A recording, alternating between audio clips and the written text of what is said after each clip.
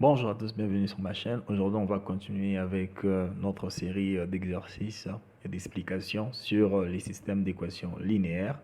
Alors aujourd'hui, on va voir un nouveau cas. Donc la fois passée, nous avons vu les cas des m équations à m inconnues. Donc aujourd'hui, on va voir les cas des m équations à p inconnues. Donc ce sera des exercices où le nombre d'équations sont inférieur au nombre d'inconnus ou bien les nombres d'inconnus sont supérieurs au nombre d'équations. Alors sans plus tarder, commençons. Alors nous voyons donc les systèmes de m équations linéaires à p inconnus avec m différent de p. Donc ici nous disons dans ces cas le nombre d'inconnus est différent du nombre d'équations et inversement aussi le nombre d'équations peut être différent du nombre d'inconnus.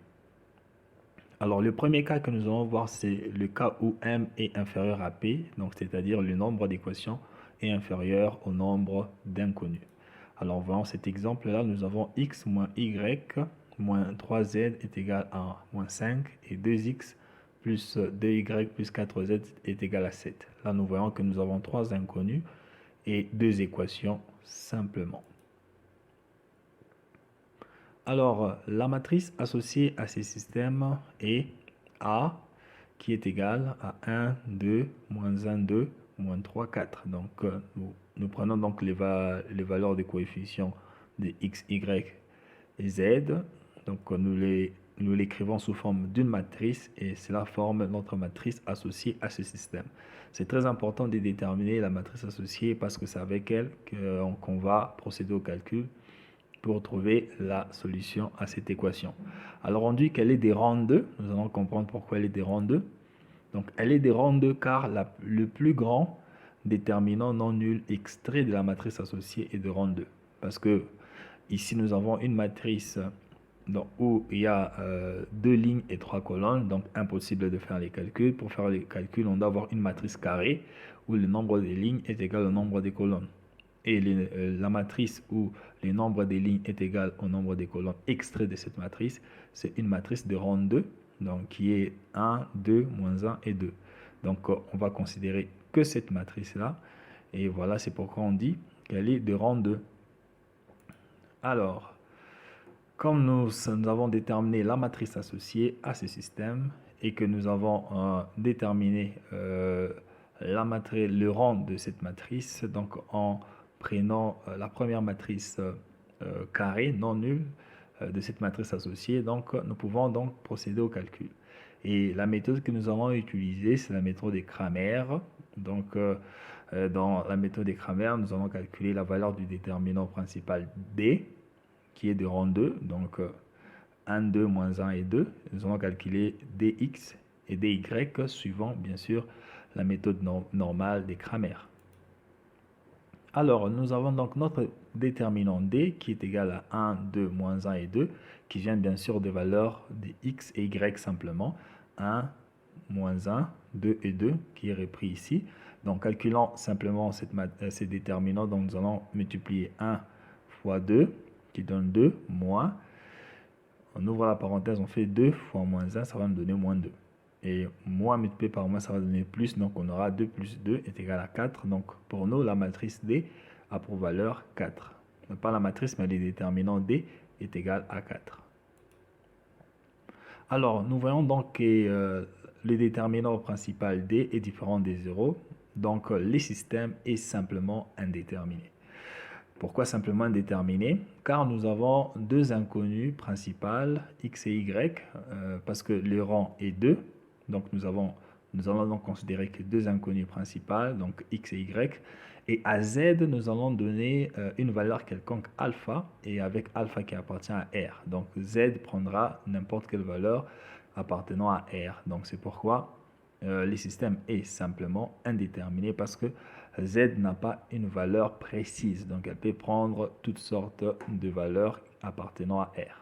Donc j'espère que jusque là tout va bien. Donc pour résoudre, je reprends, pour résoudre ces genres de systèmes d'équations où le nombre d'équations est inférieur au nombre d'inconnus, donc on procède comme suit. On détermine la matrice associée. Après avoir déterminé la matrice associée, on calcule les déterminants non nul de cette matrice. Donc, on extrait donc de la matrice associée une matrice carrée qu'on va calculer son déterminant. Et les déterminants qu'on trouvera, si elle est non nulle, donc ça veut dire que l'on va considérer que le nombre d'équations suivant le rang de la matrice, voilà, des associés qu'on a considéré.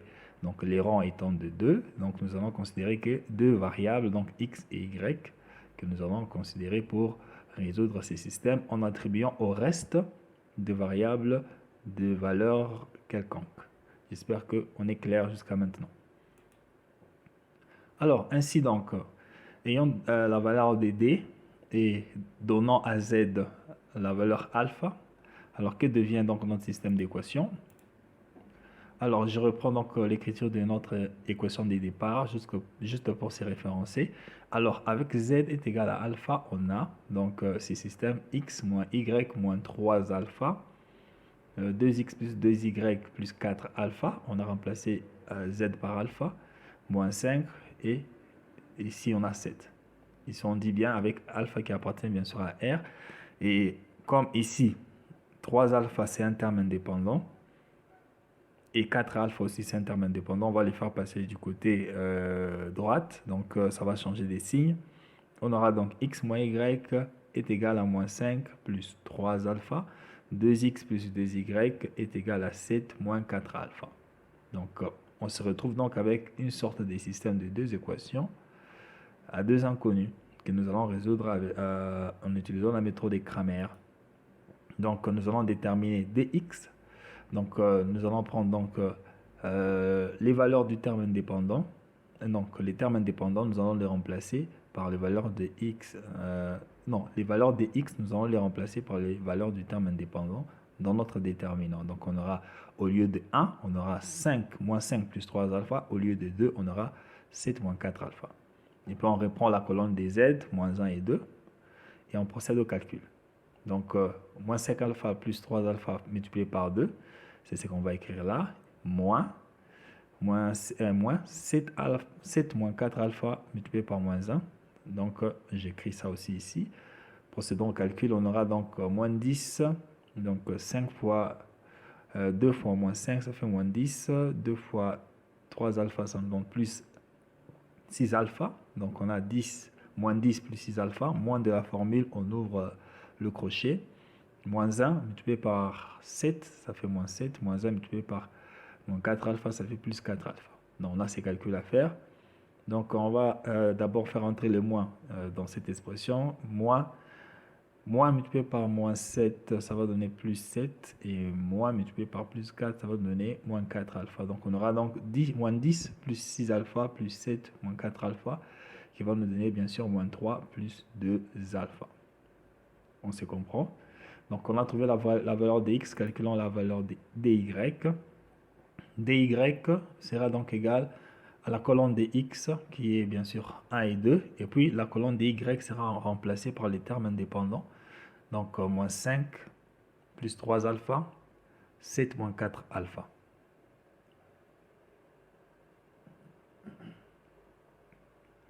Alors, ayant trouvé maintenant les déterminants dy, nous allons les calculer en faisant donc 1 multiplié par 7. Donc 1 fois 7 moins 4 alpha, qu'on écrit là, moins de la formule, on ouvre le crochet. 2 fois moins 5 plus 3 alpha, qu'on écrit là. On va procéder au calcul. En procédant au calcul, on trouve bien sûr 1 fois cette expression donne 7 moins 4 alpha. 2 fois moins 5, ça fait moins 10. 2 fois 3 alpha, ça fait plus 6 alpha. Avec le moins de la formule, en le faisant entrer, on aura donc plus 10 moins 6 alpha. On aura donc à faire les calculs. 7 moins 4 alpha plus 10 moins 6 alpha, qui va nous donner bien sûr 17 moins 10 alpha. Donc nous avons trouvé la valeur de dy, la valeur de dx. Nous connaissons la valeur de d. Donc trouvons les valeurs respectives de x et y en faisant bien sûr ces calculs. X est égal à dx sur d, en déterminant x sur les déterminants principaux. Donc qui sera égal bien sûr à moins 3 plus 2 alpha que l'on avait trouvé là, divisé par 4 que nous avions trouvé plus haut. Et y sera égal à dy sur d, qui sera égal bien sûr à 17 moins 10 alpha sur 4. Donc on a trouvé les valeurs des y, on a trouvé les valeurs des x. Donc, et on connaît aussi la valeur des z. Z est égal à alpha, bien sûr. Donc, notre système de solution est égal, bien sûr, à ces trios. Donc, moins 3 plus 2 alpha sur 4, 17 moins 10 alpha sur 4 et alpha. Donc, première valeur pour x, deuxième valeur pour y et troisième valeur pour z. Donc, c'est de cette manière qu'on résout un système d'équations où le nombre d'inconnus est plus grand que le nombre d'équations. J'espère que je suis clair. Donc, en bref, pour résoudre ce genre de système d'équations, il faut rechercher le rang de la matrice associée au système pour déterminer le nombre d'équations principales, attribuer des valeurs arbitraires aux inconnus non principales, et puis résoudre les systèmes comme au cas de m équation à m inconnu. Voilà. Alors, prenons le deuxième cas. Le deuxième cas, c'est le cas où m est supérieur à p, c'est-à-dire c'est un cas où le nombre d'équations est supérieur au nombre d'inconnus. Donc, par exemple, nous avons 3x moins 2y est égal à 1, 2x moins y est égal à 1 et x plus y est égal à 2. On voit bien qu'il y a trois équations, mais deux inconnues simplement. Alors, comment résoudre? Pour résoudre ce genre de système, on considère un système de m équations à m inconnu parmi les équations données. Et ces systèmes de m équations que l'on va considérer, on va les résoudre. C'est-à-dire, lorsque j'ai ce genre de système où il y a plusieurs équations que des inconnus, je vais considérer, dans ces systèmes, je vais considérer un système où j'ai les mêmes nombres d'équations et les mêmes nombres d'inconnus. Par exemple, ici, j'ai trois équations avec deux inconnus, mais je vais simplement considérer deux équations que je vais résoudre et la solution que je vais trouver, je vais prendre les valeurs de x et y que je vais mettre dans la troisième équation que je n'ai pas considérée et là je vais voir si elle vérifie cette équation là. Si elle ne vérifie pas cette équation là, alors il n'y aura pas de solution pour les systèmes. Alors c'est un peu ça. Donc c'est ce que j'ai dit ici. Alors si les solutions trouvées vérifient chacune des équations non considérées, alors le système initial est compatible. C'est-à-dire, lorsque, avec la solution que j'ai trouvée et que je vérifie les systèmes non considérés et que les valeurs trouvées vérifient l'équation, alors le système est compatible, donc la solution est unique pour l'équation. On est d'accord? Et si les solutions ne vérifient pas les équations non considérées, alors le système est incompatible. C'est-à-dire, lorsque je considère mon équation des m équations à m inconnues, où les mêmes nombres d'équations égale le même nombre d'inconnus, si je les calcule, et que la solution que je trouve pour x et y, si je l'applique maintenant pour vérifier les équations non considérées, si elle ne vérifie pas l'équation, l'équation, alors je dirais qu'il n'y a pas de solution pour ces systèmes. Prenons un exemple, voilà l'exemple est si haut, 3x moins 2y égale 1, 2x moins y égale à 1, x plus y égale à 2. Donc j'ai norme les équations 1, 2 et 3. Donc je vais simplement considérer l'équation 2 et 3 que je vais résoudre et les solutions que je vais trouver, je vais l'utiliser pour vérifier la première équation. Donc c'est parti. Donc, je vais considérer donc 2x moins y est égal à 1 et x plus y égale à 2. Donc, l'équation 2 et l'équation 3. Donc, je vais déterminer la matrice principale. Donc, la matrice associée, bien sûr, sera composée de 2, 1, moins 1 et 1. Donc, je peux calculer directement les déterminants D, qui est égal à 2, 1, moins 1, 1. Donc, 2 fois 1 égale 2 fois 1. J'écris là moins 1. 1 fois moins 1, que je recopie 1 fois moins 1. Donc ceci sera égal à 1 fois 1, c'est égal à 2, moins 1 fois, moins 1 fois 1, ça donne moins 1.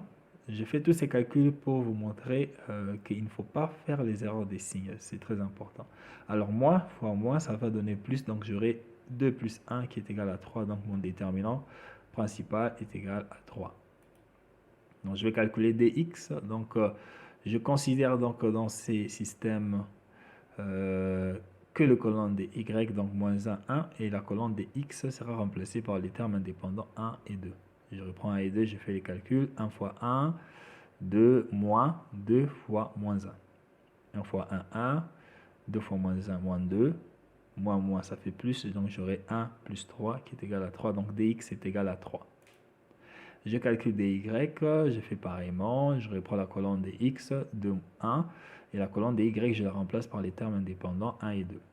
J'ai ces systèmes, j'ai ces déterminants que je vais calculer 2 fois 2. J'écris 2 fois 2 moins 1 fois 1. Donc, j'aurai donc 4 moins 1 qui est égal à 3. Donc, dy aussi est égal à 3. Ayant donc trouvé les valeurs de d, dx et dy, je peux calculer les valeurs respectives de x et y. Donc, x sera égal à dx sur d, donc 3 sur 3, x est égal à 1. Y sera égal à dy sur d, qui est égal à 3 sur 3, implique que y égale aussi à 1. Donc, ayant maintenant trouvé la valeur de x et y, je vais maintenant utiliser les valeurs de x et y pour vérifier l'équation numéro 1, qui est juste là. Allons-y.